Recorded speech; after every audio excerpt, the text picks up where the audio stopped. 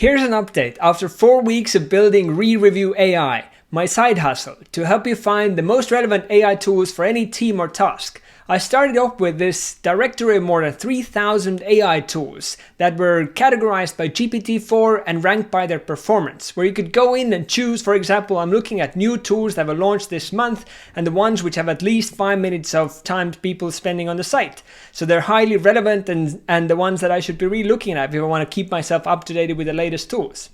And there was almost 200 people, 188 users over the last 2 weeks who visited the site, spending on average 1 minute and 13 seconds.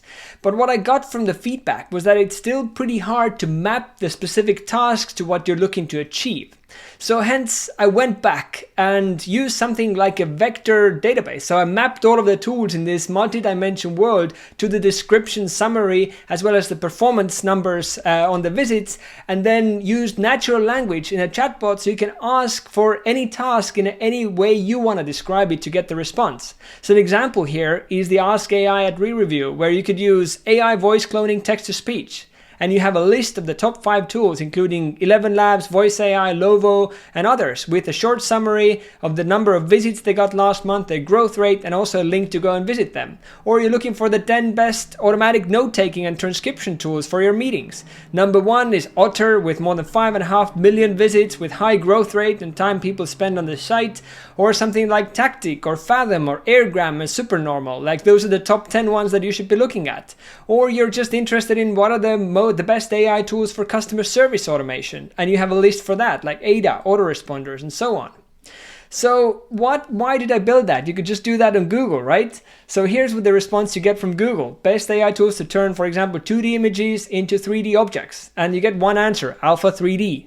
Otherwise, you have to dig into YouTube videos or go into multiple articles which might be outdated and not relevant for you anymore.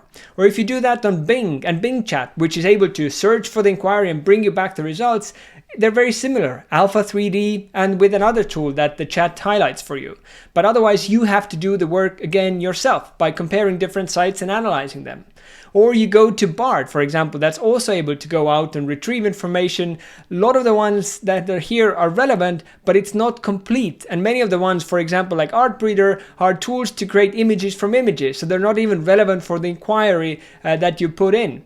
And of course, you could also go and do that on ChatGPT, but the problem there is that the knowledge is not up to date.